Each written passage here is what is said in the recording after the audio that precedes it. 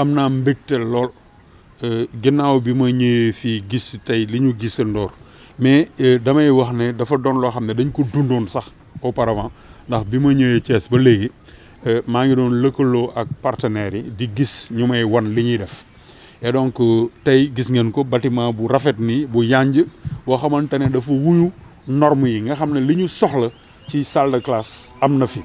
et donc matériel bi mais am na ay formation yoo xam ne jot na fi am ñu jëmale ko ci wàllu professeurs yi jëmale ko ci xale yi et donc loolu yëpp boo ko dajalee moo tax ma ne man am naa mbégte mais mbégte boobu daf may yóbbu ma jël engagement bi may jël mooy man ak administration école bi ak professeurs yi dinañ fexe ba bâtiment yi ak investissement bi yëpp ñu def ko ay résultats yu wóor yoo xamante ne partenaire bi ñu ko jox dina ci am mbégte parce que moom bi mu koy def c'est pour que xale yi réussir loolu moo tax may wax xale yi ñu déglu ma pour xam ne li ñu am nii chance la chance nag boo ko amee da nga koy saisir jëriñoo ko ndax am na ay xale yoo xam ne tey ji amuñu ñoom li ñu am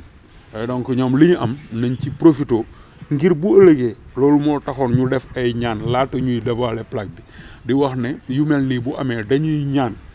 bépp xale boo xamante ne dugg na fii ci bâtiment bi di fi jàng bu ëllëgee yàlla na tekki ba jëriñ réewam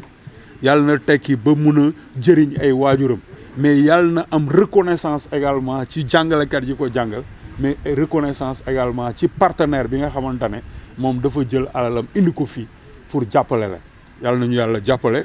yàlla jëlee fi feebar bi. waajaloon nañ ko ba pare presque fii ci Thiès et donc war a dellu ci salle de classe yi nga xam ne dañuy garder distanciation sociale man foofu rek lay waxee ne pupitres yi ñu gis fi daf ñuy permettre aisément ñu mun a garder distance bi vraiment jàngal xale yi quoi fii moom ci jàmm gën yemb na ba pare quoi yemb na ba pare. J'ai vu le bâtiment en rose déjà, les salles de classe, tout était en rose.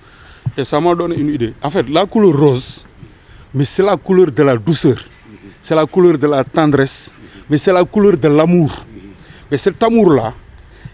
était déjà là quand le partenaire savait nourrir de l'amour en direction des élèves. Et c'est ce même amour, cet amour que je voudrais que les élèves rendent aux partenaires. Oui, c'est un message et c'est un signal. Et ce sera fait. maa ngi sant suñu borom di gërëm ñi fi nekk ñëpp tey nag li ñu fi indi mooy bâtiment bi nekk sama gannaaw toilette yi nekk ci école Sayem Diamaguène table banc yi ngeen fi gis masque yi ordinateur yi ak leneen ak leneen ni ko IEF waxee bésu mbégte la ndax projet bi nga xam ne commencé woon nañ ko depuis 15 mois yàlla def na ci sutura ba lañ ci mbébatoon yëpp am na mooy maanaam bâtiment bi ndax xale yi mën a jàng ci ay classes yoo xam ne aéré na nekk na dans les normes ñu def ci ay table banc yoo xamante ne gune dina mën a toog ci table banc am ñu respecter distanciation sociale bi surtout ci période Covid bii ñu nekk ñu defar toilettes yi defar boo xamante ne xale bu ci nekk su ci demee dina ci gis boppam te dina am ndox moo xamante ne dina mën a suturaal boppam donc loolu moo tax ñu ne bésu mbégte la ndax lépp loo xamante ne mbébatoon nañ ko ci projet bi rek yàlla def na ci sutura ba lépp mot na ma bëggoon profiter rek gërëm ñëpp ñi nga xamante ne muy fii muy suñuy partenaire ay acteurs lañu ci projet bi maanaam jàpp nañ ci teg nañ seen loxo suñuy partenaire mooy ñi nekk Espagne waaye ñi nga xamante ñu ngi fii Sénégal muy COPEHA Sénégal ñu nekk ci Mbour suñuy partenaire mooy comité de suivi bi nga xamante ne ci école bi la nekkoon ak ay professeurs yoo xam ne depuis le début dañoo gëm projet bi dama bañ a lim juum waaye ñoom xam nañu ñun xam nañu yàlla na leen yàlla fay seen li ñu jàppale projet bi élèves yi ci seen bopp ñi nga xamante ne soo xoolee seen bët da nga gis reconnaissance ingénieur polytechnicien yi nga xamante ne ñoom ñoo defar plan bi ba bâtiment bi mën a taxaw ak i tamit IEF Thiès Ville ak FANSEC ndax bi mu yegsee ba léegi ñu lëkkaloo di liggéey ngëneel rek laa ci gis ndax nit ku am gëm-gëm la nit ku am vision la donc bëggoon naa jaajëfal ko ne ko merci ndax jàpp na ci moo tax pecc mi neex yëf yi rafete nii balaa maa jeexal it bëggoon naa ñaax principal maa ngi koy remercier d'ailleurs ci ne partenariat bi du yem fii rek dina continuer waaye li nga xamante ne moo fi nekkagum nañ ko sàmm ndax ñun ñu am lu ñu neex ñoom ñu am lu leen neex xale yi tamit mën a jàng dans d'excellentes conditions. xale mooy doon mag ëllëg te xale suñ ci investir def ci éducation bi ci war yëpp su ëllëgee daa mel ni rek garab soo ko suuxatee su ëllëgee rek meññit bi moom donc en fait récolte bi ce sera une bonne récolte loolu dong la moo tax xale ñu war ko éduquer ñu war ko jox ay valeurs yu baax ci bi muy ndaw bi muy tut tànk su boobaa bis bu màggee lépp loo xam ne war na citoyen rek dana ko xam looloo tax ñu ciy investir. waaw jàmm gën de dama ko choisir comme je dis rek man jàmm gën dafa sës rek ci sama xol waaw ndax sama borom kër professeur la ci biir jàmm gën loolu bokk na ci choix yi waaye tamit il faut dire que jàmm gën c'est une école de référence loolu moo tax ñu choisir ko. Fall, je suis le président de l'APE de ce collège. maa ngi gërëm ñëpp te li ma si gën a soo xoolee Africa Félix tey bi mu fi ñëwee yàgg na yàggul mais li mu fi def lépp suñ ko dindi woon mu ñaaw li mu fi def lépp ku ko dindoon day ñaaw trop te nag soo xoolee li si bi ci am solo moom mooy dañoo méngoo ak jamono bi ci kaw bi ñuy def projet bi d'accord ñi ngi doon tabax classe di participer ci matériel yeeg manuel yeeg yooyu mais bi Covid bi taxawee gis nga masque yi fi ñëw maanaam dañoo méngoo ak jamono bi foofu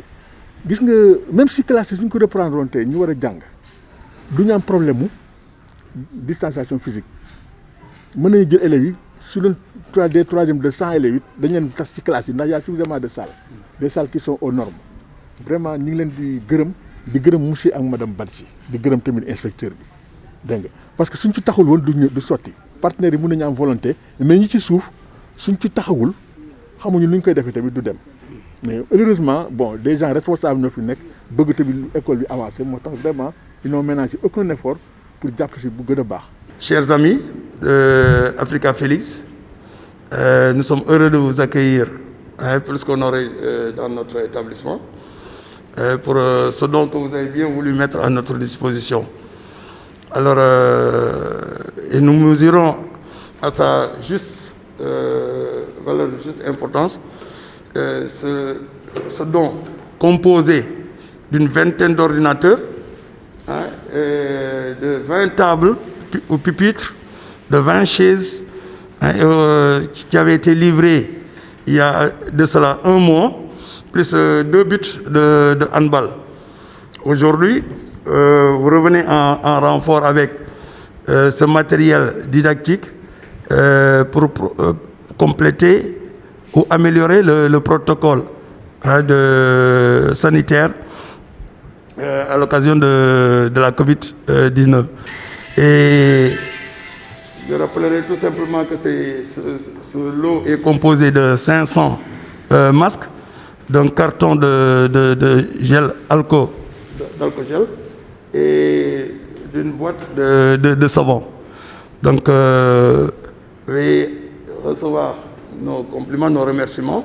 et nous sommes sûrs que ce don contribuera de façon notoire, impactera positivement sur la qualité des enseignements, apprentissages de nos apprenants. Véritablement, encore une fois, merci beaucoup et nous souhaitons bon vent à votre ONG et bonne continuation. Nous sommes très honorés